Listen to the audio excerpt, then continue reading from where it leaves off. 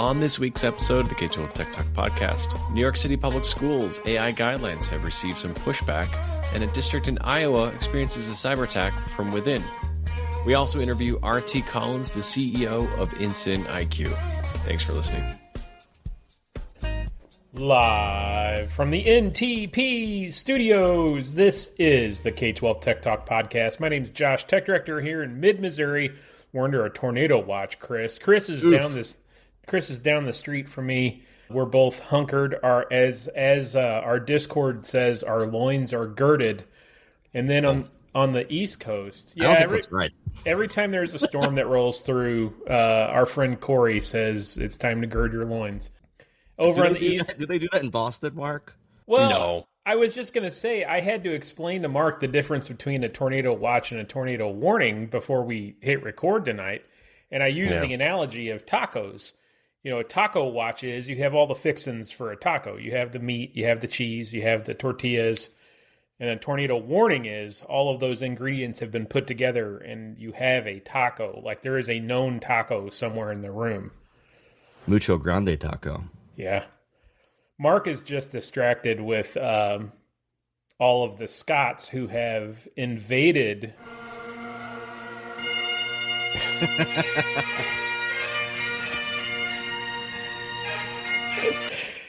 Mark, tell us what is happening in Boston. It is World Cup season. A couple days ago, Scotland was playing in Boston, and the Scots invaded Boston. It has been the most fun I have ever had.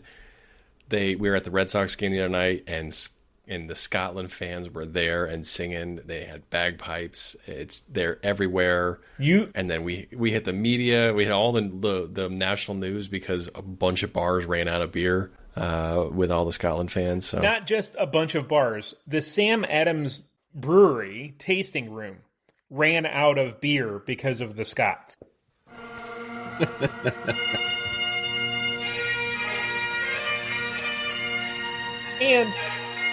And Mark, if you want to cut this is fine, but you were kicked out of Fenway Park the other night with a bunch of Scots. Correct. Yeah. So, I mean, we should clarify.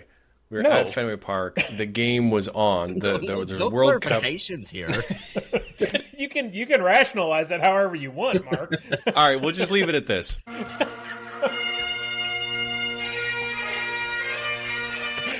What other K-12 tech or K-12 ed tech podcast host has been kicked out of Fenway Park with the Scots? I can almost guarantee there are none. Very true. And I have tickets for Tuesday night's World Cup game, England versus Ghana. I think it's going to be just as, if not even worse. Yes. More diabolical. It's going to be amazing. I'm so excited. Yeah, I'm excited to have the live stream chat from you because that will be a fun evening. It is, what is the date today? This is June 17th. We're recording a hair early. We're in the throes of summer school. Chris, you still have summer school going on, right? We have 2 days remaining. That's it? Yeah, I'm Holy cow. We still go to the end of the month. I have already been... You have 2 days left in your summer school, and our district still has 7 more regular school year days. Well, that's insanity. That's crazy. Chris, our friend Drew, their summer school ended like a week ago. Yes. Yeah. So that listener Drew works at the same school as my wife. She has to do school nurse stuff for summer school. So yeah, this has been her free week. I guess it was last Thursday. She's done. She's done for summer. So it's June 17th, and I have already been approached by a teacher asking for admin rights for next school year. I bet you'll love that. No, so today for me, the what the heck thing was teacher submits a ticket. Her room had already been waxed, so she would like all of her stuff set up for August. I mean, we've already... No, it's June. We're moving rooms. We moved our entire third grade to a different building yesterday and today. Well, I answered the ticket and said we are currently working on summer projects, and then I closed the ticket. Well, why don't you hit a sponsor real quick? Because I know how this episode's going to go. Meter.com/K12 Tech Talk. Most IT teams are managing their networks, been stitched together over the course of many years. Different vendors come and go. Maybe there's some accountability issues going on. Meter can help you with your complete network, hardware, software, services delivered. It's managed through a subscription. You can do upgrade credits and different things. It's fully managed, install, and deployment, 24/7 support to help with that transition. So if you're interested in checking out subscription-based networking for your school district, by the way, companies like Lyft, Mr. Beast, and Bridgewater use Meter. So check out meter.com/K12 Tech Talk. Mr. Beast chocolates, by the way. Mr. Beast? Yeah, Mr. Beast. So, speaking of what the heck, yesterday, I get to my office about 6:45 in the morning. It's like, why is that funny? I mean, that's pretty early. No. It's fine. Okay. About 7:01, my phone rings. And it's a teacher. She says, hey, yesterday at cheer practice, we were using the mats and we found a brown recluse and we killed it. And then today we were using the mats and there were more brown recluses. I figured you guys would want to know. And I sat there for a minute, didn't say anything. And I said, those are spiders, right? yeah, like poisonous spiders. I said, you realize you called the IT department, right? Yeah, that's the number they gave me. We don't handle spider. You need to call maintenance. That's how my entire day went yesterday. What the heck, lady? That's the craziest phone call I've ever seen or Yeah. heard of. Yeah. You got a call about poisonous spiders in the gym? No, it was in our performing arts center. That's where they practice. Oh, okay. Good clarification. Yeah, that makes a difference. That makes a Thanks, big Josh. difference. Thanks for clarifying that point. Oh, okay. That makes total sense. There's a lot of technology in the performing arts center. I mean, okay. Did you pass that along to someone or no? No, I told her to call maintenance. There'll be a news story. Speaking of news, Mark, you've got some news for us tonight. All right, New York City Public Schools, which is the largest school district in the country, released their AI guidelines earlier this year. However, over half of the city's city council has released a letter stating that they are requesting a moratorium on all artificial intelligence in the nation's school system. That is 29 members of the 60-member city council. They are citing flawed data privacy guardrails, criticizing the current AI guidelines from the Department of Education as quote-unquote flawed, noting that it fails to provide adequate proposals to strengthen student data privacy and protect data from AI vendors. So, they're really pointing to gaps in the guidelines. I think they are also kind of jumping on some of the trends that we're seeing at the national level in terms of people asking for a moratorium or a pause on AI in schools. This is a difficult thing. I think the New York City guidelines, if you haven't taken a look at this, I think they're phenomenal. They do a really good job. And I just use them as a reference, I want to say yesterday, because they do a traffic light, red light, green light, yellow light, which I think is really easy and easy to digest from a teacher perspective of what you're allowed to do and what you should take a second guess or a pause before doing. So I do applaud the New York City Public Schools AI guidelines. I think everybody should take a look at them. But at the same time, this is a big district. This is a million students, and you've got a lot of concerns from the city council and just asking for the district to pause for a couple of years. I think they missed the biggest negative about AI. Well, a couple comments here.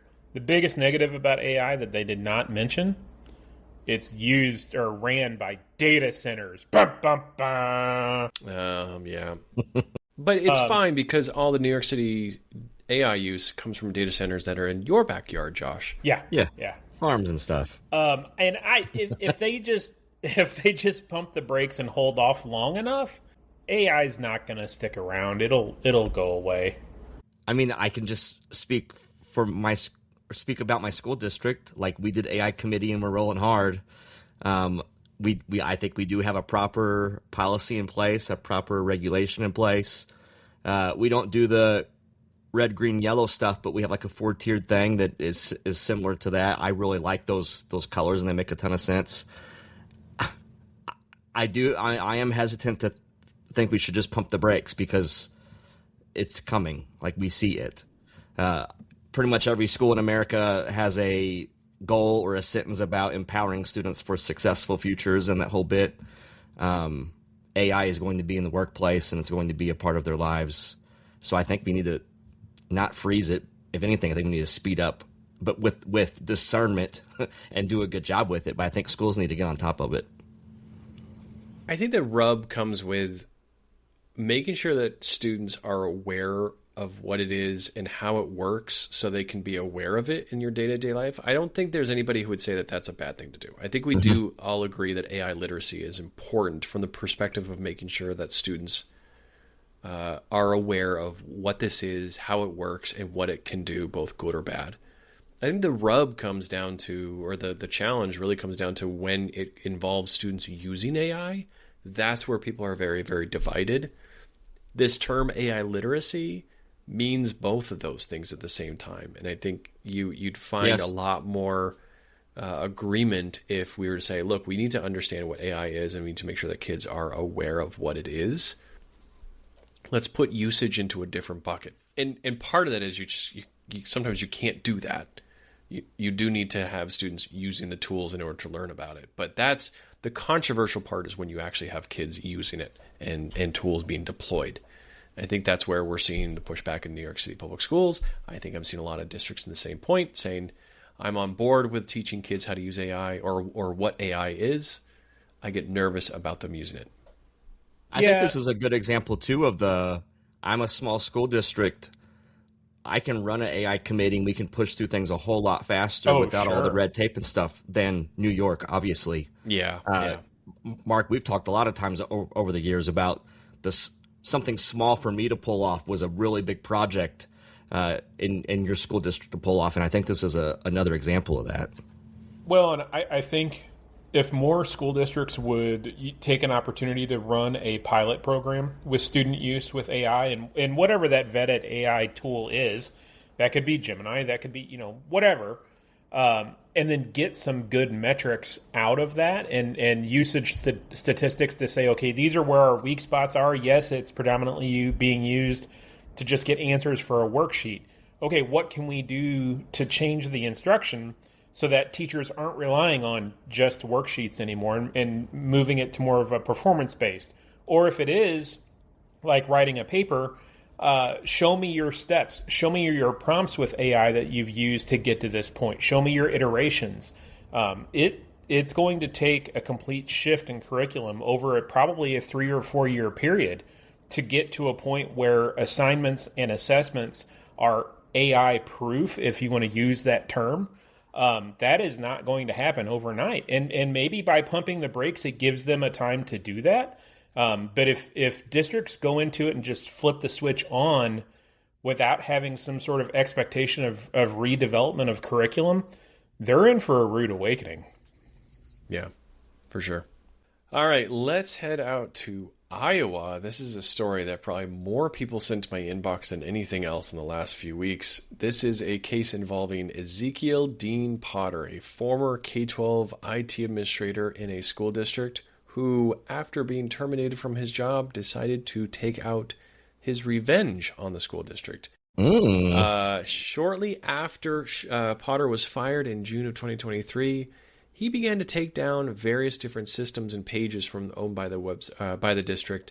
He first took down one of the school district's social media pages and then began to attack over a period of a year and a half, culminating with a series of strikes in January 2025. So this is a pretty prolonged attack, and he had been using hundreds of stolen credentials to just log into various different websites. He desperately contacted a former coworker and asked them to wipe the drive and destroy the evidence. Obviously, that was a bad move. Oh, jeez.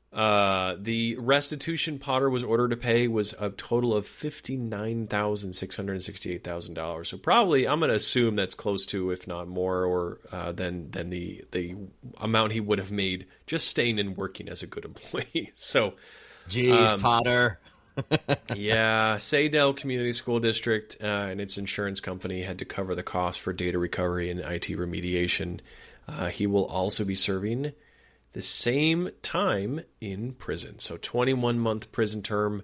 and then 3 years of federally supervised release. So if you're considering leaving your job, just leave it. Don't take some credentials on your way out the door. I was going to say, there's a number of failures here.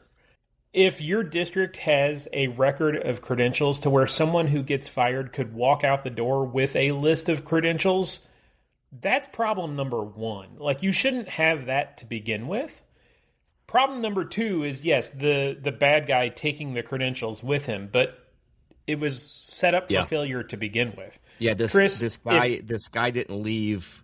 It doesn't say he was given like a party where everybody brought gifts and everyone said, farewell, Mr. Potter, in a card. He was fired. And here's my password. Yeah. So this wasn't a guy that was let go, and you think, the new guy thinks he might come back in 6 months and help a little bit with the website or something.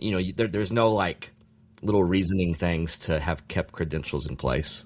Let alone taking other users' credentials. Like, why is there a record of that? Why is there a record of how many usernames and passwords? Well, this is a 1,300 student district, and that's a really, really tough one when you know that a district of that size is not going to have a lot of people in the IT department. And so, this is a district that realized that, hey, this is not the right person for the job. And in a district of that size, that person's going to have a lot of access and a lot of controls and a lot of power. And so it's a really, really tough one for me to blame the school district on when they're probably just trying to skirt by with minimal employees. So I don't know. It's a really, really tough one. I'm not minimizing his fault or the illegality of what he did. I'm just saying, if you have a Excel spreadsheet with your usernames and passwords of all of your students, that's a problem. That you shouldn't have that to begin with. There's maybe a little bit of blame to go around. I think there might be a little bit of breaking news taking place. This just came up in my LinkedIn feed. Oh, shoot. There's a new leak on the web called FortiBleed, and it's a leak that exposes Fortinet VPN credentials for over 73,000 devices. BleepingComputer.com has the article. It's a newly discovered data leak dubbed FortiBleed. Has exposed what appears to be a collection of Fortinet and FortiGate VPN credentials for nearly 74,000 publicly accessible FortiGates. Fine. It's fine. This breaking news brought to you by Fortinet. Proud sponsor of the MidwestTechTalk podcast. If you want to get your FortiGate on, you can email Fortinet podcast at Fortinet.com. They do a great job with patching, by the way. And they are a sponsor. Yeah, that's a real plug. Yeah, come on, we need the Scots.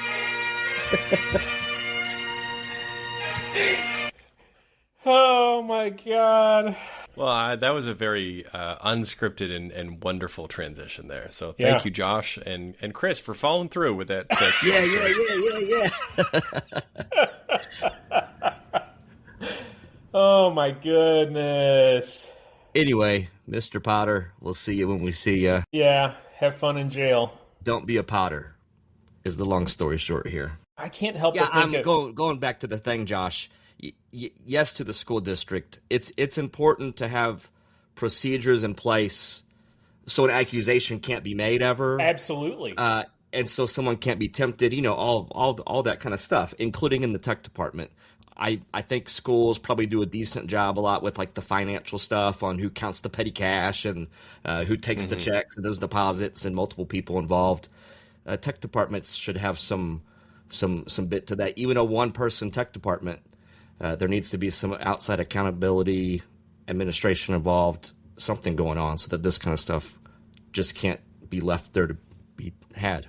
Well, it's one of those things, like, since this article came out, it's had me thinking of when I do leave my district, how do I ensure that all of my access has been cut off so that I can't be accused or someone can't be accused of using my credentials to get back. Like, that is a real concern.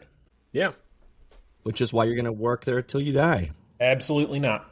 We didn't say it was your choice, Josh. Oh.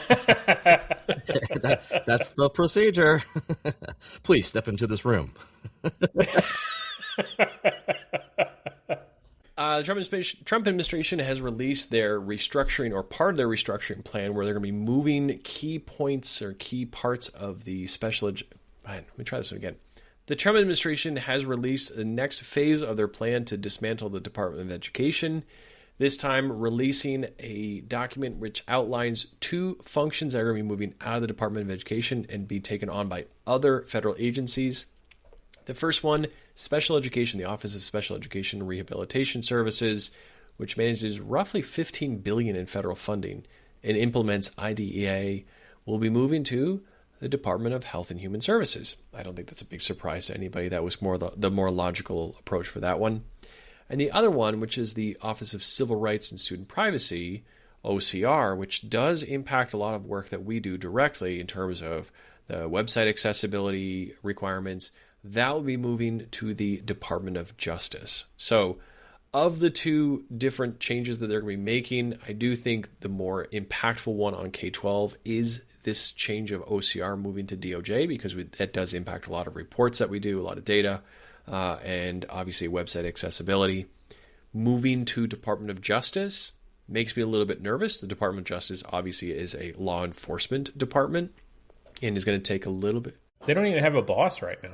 They got somebody there, right? Yeah, filling in. Yeah, depend for today. Yeah. But that does mean that the DOJ has to take a little more heavy hand to enforcement. So I'm going to be very interested to see how this shift impacts a lot of the other changes that are going on with website accessibility. And obviously there's a lot of other impacts on the world of K-12 technology.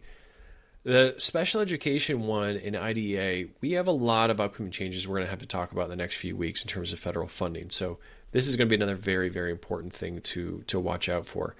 Obviously, there's a lot of agencies and advocacy organizations that are pushing back on this one around disability and civil rights advocates, saying, hey, this seems very rushed and unplanned.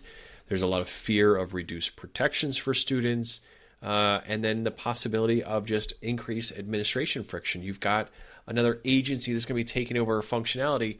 Are they moving the people with it? Are they moving the structures with it? Or does all of this have to be rebuilt in its new home? So we will see what happens. But again, this is just one of multiple functions that we're going to start to see move from the Department of Education into other federal agencies in the coming months. My bigger worry with like the shift for OCR and FERPA compliance being moved to DOJ, and I guess it's more of a question to be answered, is were the offices of OCR, those staff members, were they retained and moved over to the DOJ, or was it a bloodletting? Everyone was let go, and now they're trying to move those responsibilities to existing DOJ employees. I could see there being a lack of understanding or a lack of clarity if that's the case, where if they moved existing employees from OCR over, it might be a little bit more seamless, but I don't know if anybody has that answer, Mark. Yeah, that was honestly one of the first questions that came up from a lot of folks in the industry is who's going with this change? Right. Are you moving paperwork or are you actually moving the functionality? And I think that's a lot of unknowns right now. In terms of FERPA, that's another outstanding question too. FERPA is actually required and enforced by the Department of Education under federal law. So that does require a change in Congress to move FERPA to anywhere else. So a lot of questions kind of yet to be determined in terms of these sticky situations where you've got a department or functionality moving, but federal law dictates a portion or some of its functionality to stay with the Department of Education. Yeah, it'll be interesting. That's all I got for the news. We will see what happens next week. Chris, what other sponsors you got? CyberNut, you know what I like about CyberNut? They actually get K-12. Their phishing emails look like emails that teachers would get, that K-12 people would get. They're not built for corporations. They're built for school districts. So check out CyberNut, built for K-12. All right, as we get ready to transition into the interview, Chris, you want to tell everybody where we're going to be? Yeah, so we got the GAMEIS conference coming up. That's just in a couple weeks, boys. GAMEIS is July 7th to the 10th in Savannah, Georgia. It's a full stack ed tech conference. We're going to be there. They're going to give us a booth. The three of us are going to hang out. We're doing a couple sessions there as well. So I know that we're looking forward to hanging out once again in Savannah, Georgia. And it's a national conference, not just for those in Georgia. So you can check out GAMEIS at gameis.org. And yeah, you want me to walk us into this interview? I got to sit down with RT Collins, the CEO of Incident IQ. He's been in the hot seat before. I ended up kind of calling this thing the hot seat with RT. This is not like a big old plug about Incident IQ. It's a CEO that hangs out with school districts, understands schools. We're just talking about K-12 tech. So we dig into AI, what he kind of puts into the forecast for AI in schools. We unpack vibe coding. Does that have a place in your school district? Then at the tail end of it, we get into tech leadership, what makes for a good K-12 tech director. So check out this interview with RT Collins, the CEO of Incident IQ. Thanks for listening. Okay, I am hanging out with RT with Incident IQ. We got him back in the hot seat. RT, how's it going today? It's going great, Chris. Thrilled to be back with you, and thanks for keeping the seat warm. Excited to rejoin you and talk through always interesting topics with you.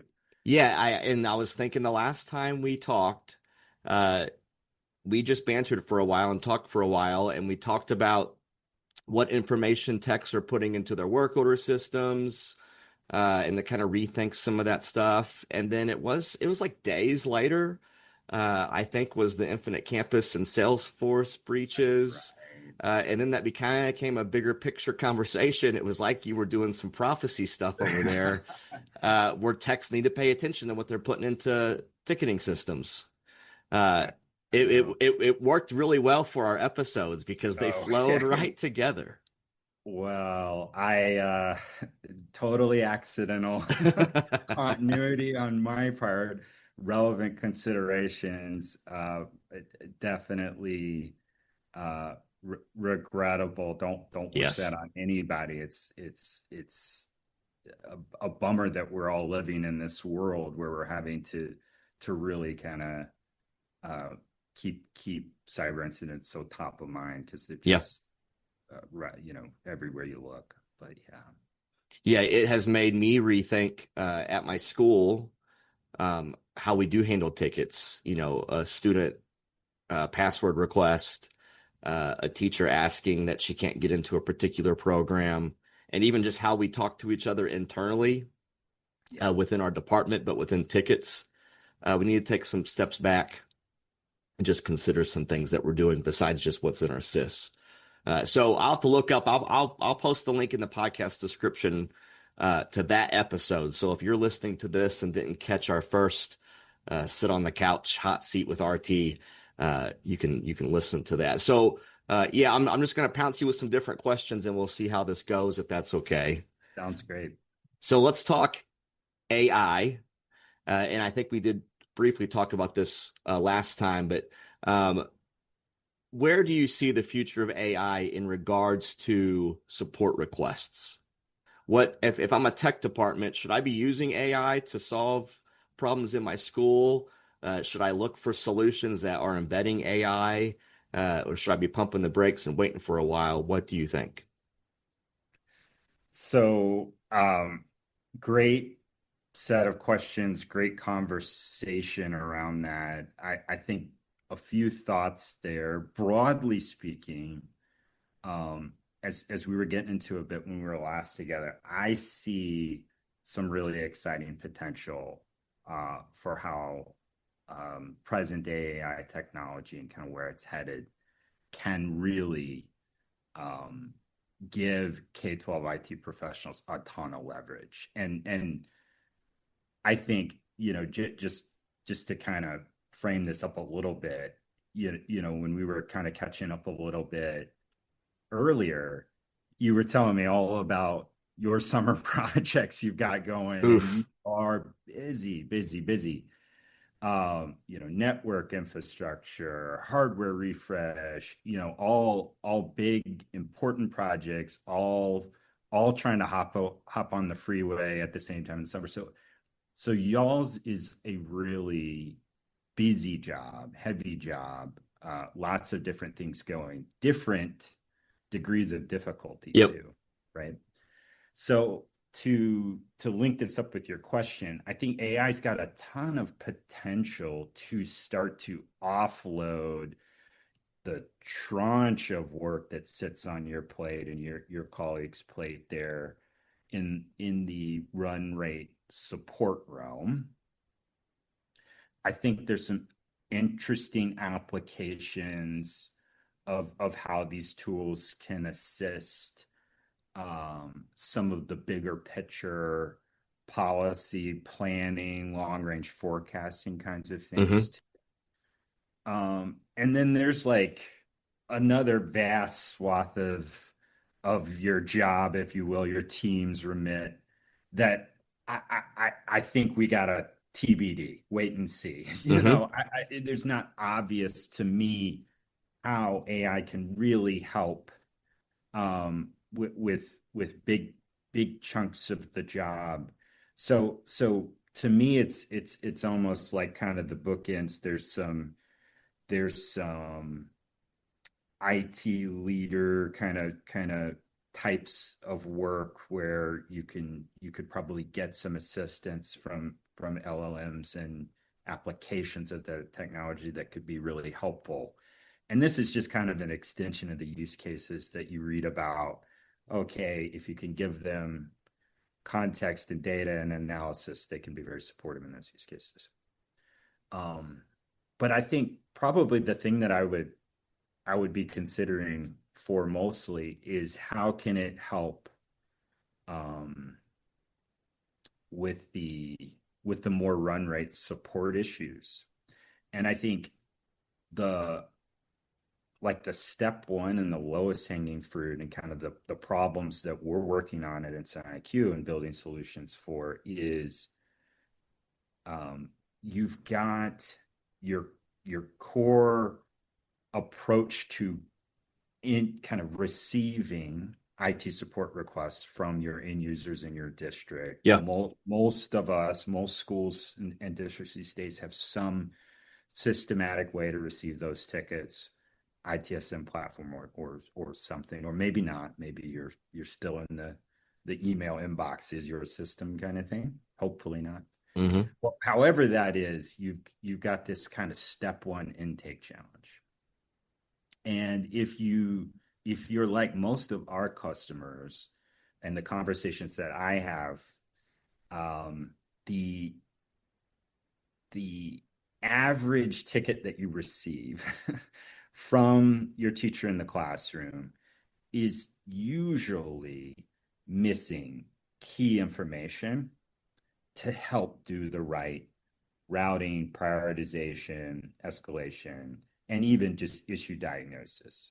Yeah. So that's kind of like step one. I think AI has a ton of potential to transform the accuracy of tickets that are inputted. And we were talking a bit about this last time, but it's really, really powerful because it's kind of the garbage in, garbage out problem. If you get a ticket from the teacher that just says, hey, it's broken. Yes. We can't do much with that. Step one becomes, I have to get in touch with that end user. I have to talk to that teacher, and I have to discern more so that I can understand exactly what's going on. What AI can do is it can strike at the heart of that time suck that happens between an accurate problem definition, and then really speed us up and speed total time to resolution in pretty dramatic ways. Yeah, I can't tell you, and you know this, how many tickets we get that say student can't access program, and the teacher didn't tell us the student's name or didn't tell us what program she was referring to. So that first question is just a discovery question that might be followed by another discovery question, or with our projectors, they'll say projector not working. And then you say, can you look up at the projector and tell us what the model is? So I guess with what you just described, are you saying or leaning towards AI agent at the beginning with some automation that does collection, and then it becomes like a full-on ticket? That is maybe where we should start looking? Yeah, I think that has a ton of potential because the technology is really well suited to do that initial discovery, issue specification, and info gathering. And I think, being able to embed it at the point of submission, or wherever they're raising their hand and identifying their issue is going to be easiest for the end users and most natural. And then there's just lots of downstream benefits. So, but before I forget, I just wanted to give you a little bit of comfort that y'all are not alone, and you're not. So as we look across the Incident IQ community, we're now a little more than 2,200 districts and 14.5 million or so students represented across that. So great. Representative data set of the U.S. Our customers, who we kind of feel like have something on the ball and how they set it up and work it, they still experience through traditional submission methods 1 out of every 4 tickets is issue not listed. That's what it comes in as. That's the number one predominant issue. And then that percentage even goes up when you drop in the tickets that were missing necessary information to do diagnosis and resolution. So like you're saying, you told us the projector, but you left out a key actionable piece of information, model, right? That kind of thing. So anyhow, I don't know if it makes you feel better or not, but you're not alone, and that is a common challenge. And I think something that really is just kind of teed up for AI to help with that. So the way we're solutioning is exactly as you were indicating. We build AI agents that a collection of those that kind of sit at the front end of that ticket submission, ask those clarifying questions, and do that kind of work, and make sure that when that ticket is produced and submitted, that is accurately defined first time. So when a real IT technician gets that, I can immediately go to work on that. Yeah. And in my district, and we've been talking, and we haven't done it yet, but two part to this, we are doing a better job than ever before with documentation. So if you're listening to this and your documentation is not great, you should make that a thing. And I probably evangelize it better than I do it, but we try to do a couple times a year, just documentation day within the tech department. And it's like, door shut, we're not answering stuff, we're just going to document today. But we've talked a lot about taking all of our documentation and putting it into a notebook LM, putting it into something that we start referring to as a department. We have a student technician program. We always tell those kids the same things every single year on how to fix things for us. Man, it would be awesome if they were just talking to AI to pull that stuff down well. It's a beautiful use case, both internally for the folks, student techs or otherwise, that are solving problems and kind of need to tap into the institutional knowledge end users, and the tools like Notebook LM or having it ways that you can safely expose it to the end users, maybe to try to deflect some of those requests is really powerful. That's another absolutely slam dunk winner use case, and something that we're really focused on as well. And I think you're touching on something that's really key, which is I think the utility of those kinds of tools jumps way up if you can make it particularized to your environment, if you can do the documentation so that it speaks to the real hardware deployed in your buildings, the real policies and procedures that pervade in your district, and things like that. And then those become opportunities where maybe we get our users self-helping a little bit. Fingers crossed, maybe Yep. not. How many fingers you got to cross? We need. Yeah, yeah. But at a minimum, we know our technicians are going to hit the ground running with the right solutions, and there are all kinds of little benefits I think accumulate when you're doing that. I know you were hiring. You were talking earlier in the year about hiring a new member of your team, and just, hey, that person can get ramped faster, and having it live in the space where they're receiving support requests and working them too. I think there's some advantages there. Yeah. Okay, enough of that. All right. Let's talk about, I want to pick your brain on vibe coding. So there's been some buzz, I would say, around school districts like, hey, we know how to code now because we can do vibe coding. I experienced that firsthand. I had a teacher that came in, sat at my desk, and teacher had made a new assessment tool that was not approved. It was a very interesting conversation.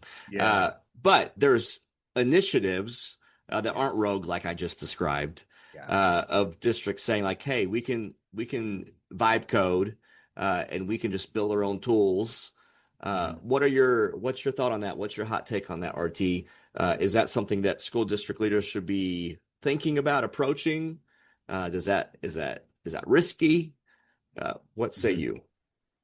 Great question, and really interesting topic, and would interested in your anecdote there about your teacher's foray. I think it's absolutely something that district administrators and leaders should be thinking about. It is, I think, like all challenging questions, one of these it depends kind of things, and I feel like there's a ton of opportunity here, and there's probably some applications and some areas that are going to benefit greatly, and can probably, we can find efficiencies where we can otherwise customize and tailor solutions to the needs of a particular district that you're just not going to be able to achieve anywhere else, or has ever before been available. And then I also think there's non-theoretical real material risk. So this has been a conversation that I've been having with a lot of K-12 IT leaders, and I find it's non-IT folks that are most excited about this, that want to ask me about it. Maybe it's kind of an extension of your anecdote there, that phenomenon playing out. But when I've been getting into conversations with folks around this, my crystal ball is no clearer than anybody else's, but so kind of where I've been landing on is I think you just need a structured way to start to weigh, is this a good idea? Yes. So you already mentioned, first things first is can't go off and roll this on your own, random teacher, right? But if otherwise, we'll just stipulate, okay, your district has accounted for the foundational infrastructure choices and the kind of things you would need to do. You've got a tool set and environment that allows you to approach this. Then I still think, even in that context, you need to do some more rigorous sorting on what are good projects, what are good ideas to run at. And I've started, when I talk to people, I really started to cluster around kind of three big buckets or kind of areas of consideration to break this down. So you have an idea. We could take the assessment tool idea that was mentioned, and I would analyze it kind of along these lines. Okay, first things first, what is that we can see outside in legal or regulatory risk here? And that's really a question of what kind of data are we going to transact in with this hypothetical application we're going to build? Is it going to touch student data? Is it going to trade in PII? The things that you guys talk about a lot on the podcast in the context of cybersecurity incidents and other just kind of best practices around compliance. You know, we're all really passionate about that as applied to third-party software vendors. You got to kind of ask the same questions of yourself. Yes. We're going to build our own application. It doesn't necessarily mean if yes, then we're done. But I think that's the kind of thing that like needs to tick up the risk score in your mind. And then the other little sub bullet there that folks have to think about is like how public facing might the application be. I think less risk if this is going to be a purely quote unquote in-house tool, more risk if we foresee this being public facing, and we have to start to think about other kind of compliance considerations. So that's bucket one. Bucket two, I think of as like the complexity of the application, just like what is the piece of software that we have in mind to create? What is it going to do? And this in my head breaks down into, okay, what's the core problem you're going to solve with it? So like just the primary function of the application. Oh, this is a tool that is going to assess students, I don't know, essays or something like, I don't know, whatever your little exemplar was in your district. Okay, fine. Is that going to be hard to build? Is it going to be easy to build, right? Is that just fundamentally going to be tricky? And then the other questions you have to ask in the complexity bucket is how many users, the more users that you contemplate engaging with this thing, the higher the risk score in my mind, because now we're going to be asking it to scale and deal with more transactions, more interactions, more people just banging on the thing. Yep. And thus more likelihood that it could break.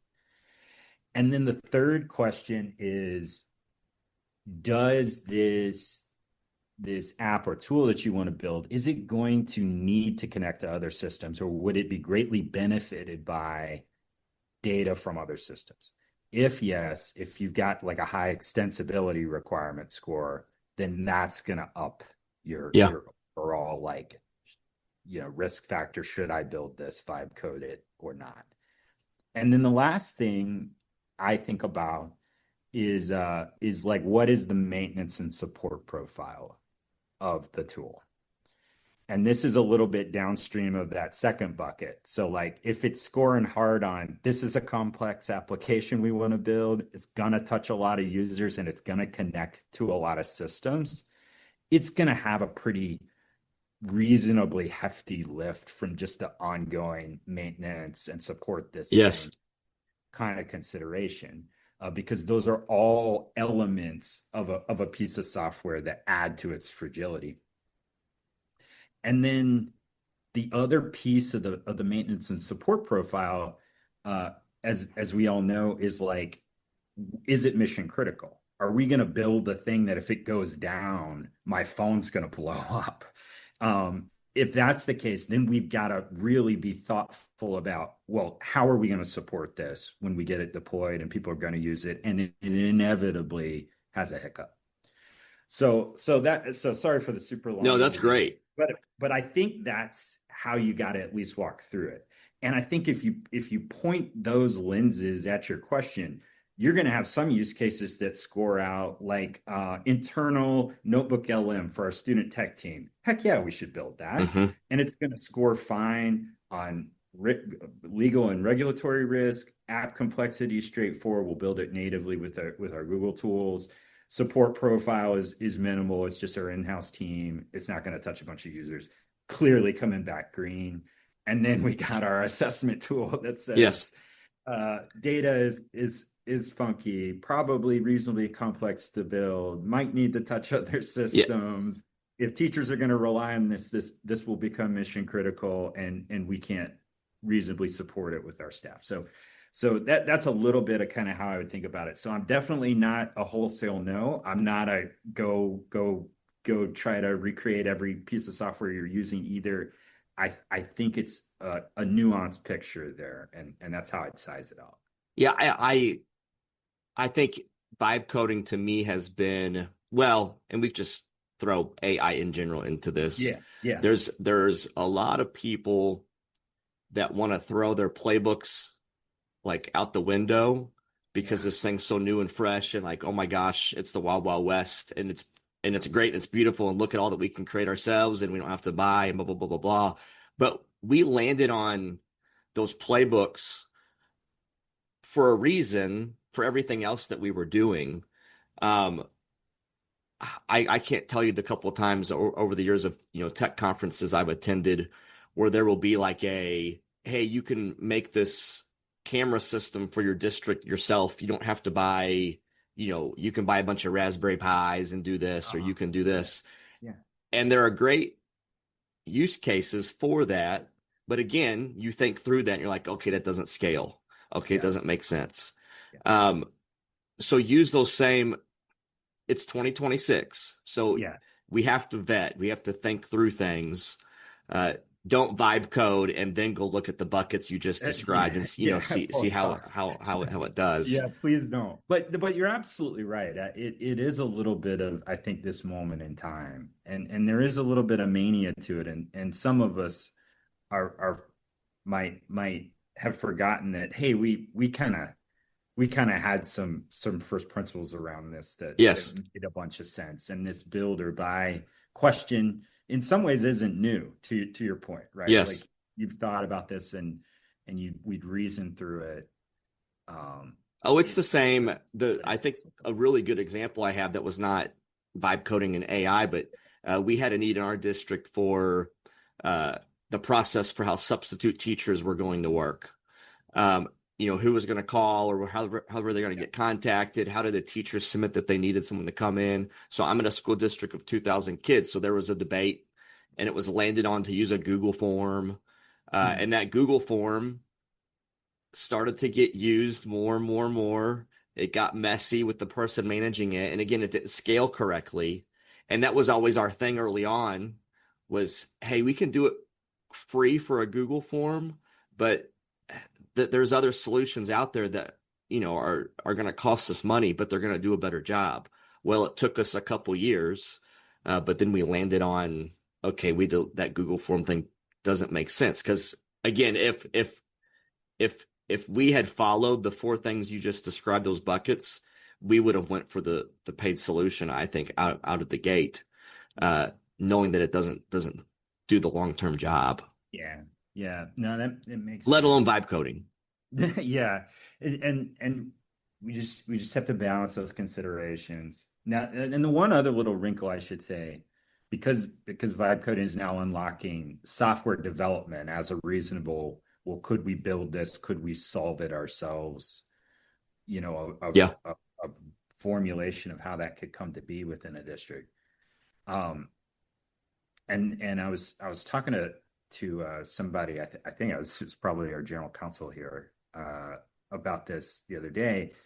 So we are in the thick of our SOC 2 audit here internally, and just part of our annual cadence. It's a certification we've had for a while, but we go through these every year, and I think it was in the context of him working through some compliance around that. He said, started to be thinking about this in some of our customers. It's like, so I don't know if you guys have obligations internally to have cyber liability insurance. You probably do. Yeah. Yep. So lots of districts do, lots of state expectations around this, that kind of thing. And then we, of course, have it as a software vendor too.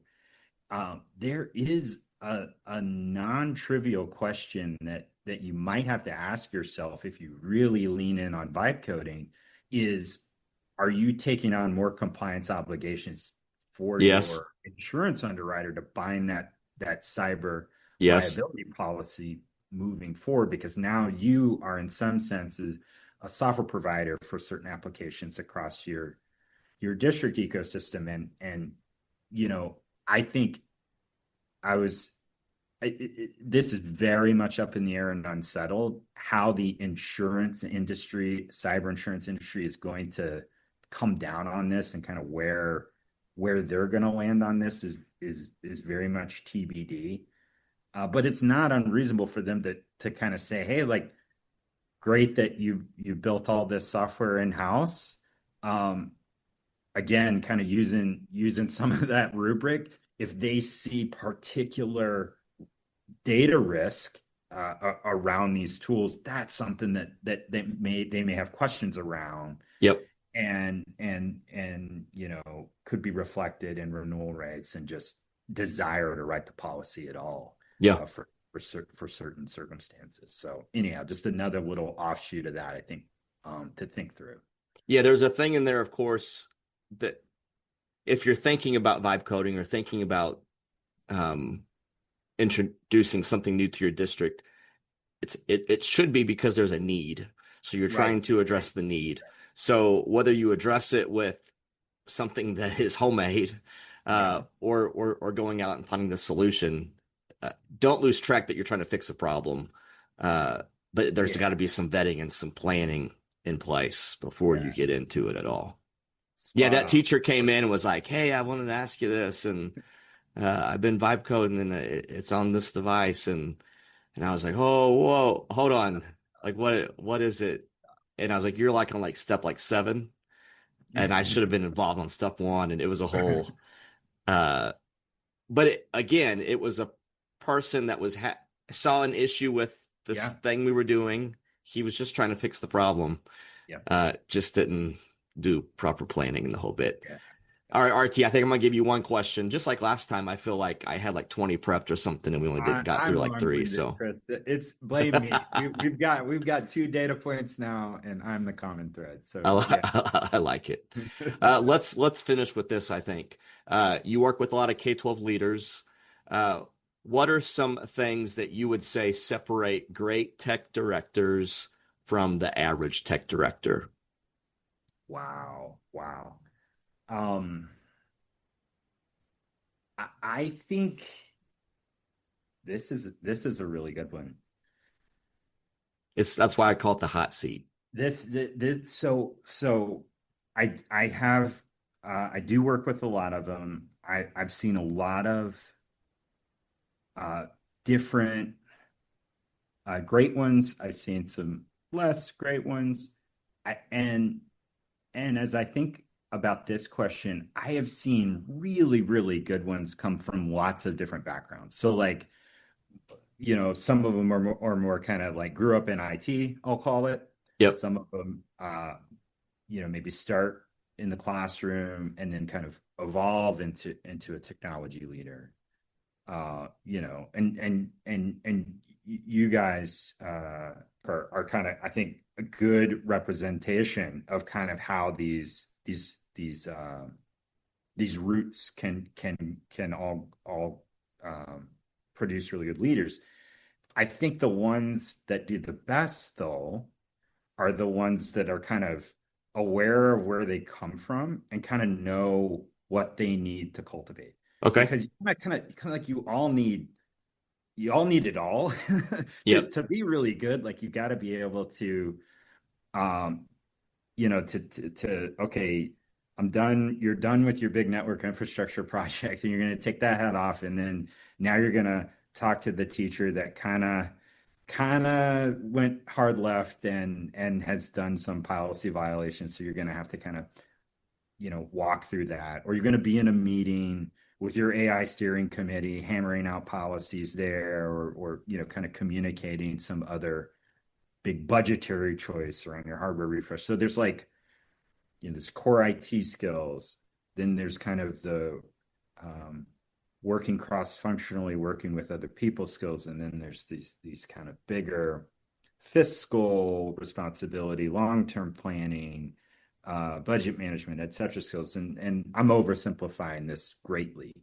But if you think about these various domains, the ones that I have seen really, really great, they're like, okay, if I come out of the classroom and I really understand the teacher's context and have a ton of empathy with them, I don't have to work too hard on that. I've got that. I'm going to go over here and either through my own skills development, if I work on a smaller team, or by building a great team, if I'm at a bigger district, I'm going to go and make sure I account for the technical expertise that I need to be really great. Mm-hmm. And then vice versa for those that, okay, I grew up more on the core IT path. But I know that for me to be able to get in the room and convince administrators that, hey, it really isn't a great idea for us to, make whatever choice we make with student data, or whatever the conversation or around policy might be. Okay, I've got to be able to effectively communicate that. Or, hey, for me to roll out whatever training initiative I need to understand and empathize with the teacher's context and understand, okay, here's everything they're across, and okay, maybe they don't have as much time as I'd like for them to have for me. So here's how I'm going to work around that and get them. So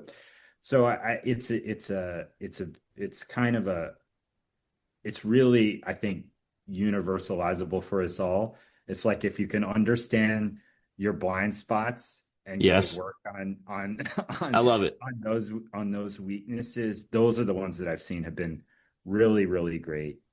And the ones that I think get off track a little bit are they either don't see that they're missing something because they're so awesome at something else that it's just like they just can't, they miss it. It's indeed a blind spot, and it holds them back, and they don't even realize it's holding them back. Or like a variation of that is they don't think it's important. Because I'm really good at this one thing, and they think it's the most important thing, and they're aware that they've got shortcomings over there, but they discount it, I think, to a fault. Yeah. There's I don't know what this phrase is, but you said it. So figure out your blind spots, and address them. I think that's the essence. Something we're all working on. This guy especially, for sure. I think we're probably both.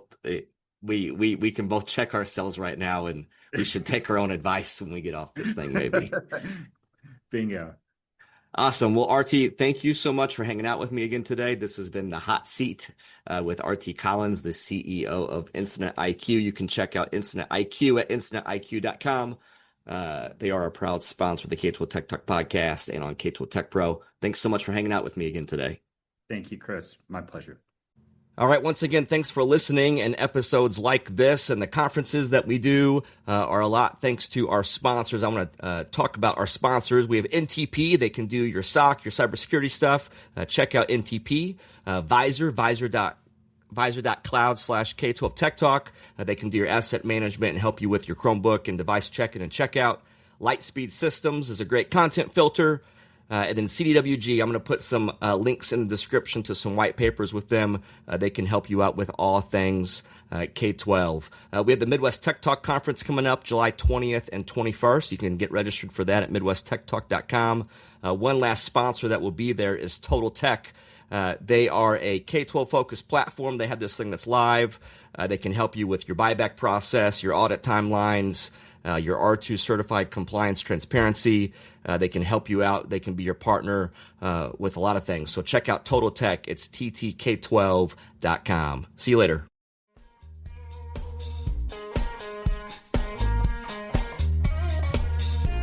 We might not be the same. You share the same pain that I do. The views and opinions expressed on the K-12 Tech Talk podcast are the personal opinions of Josh, Chris, and Mark, and do not represent the views or opinions of our sponsors or other organizations that we're affiliated with. The material and information presented here is for general information and entertainment purposes only. Thanks for listening, and we'll see you next week. We were buying words about the phrase of the way and selling songs.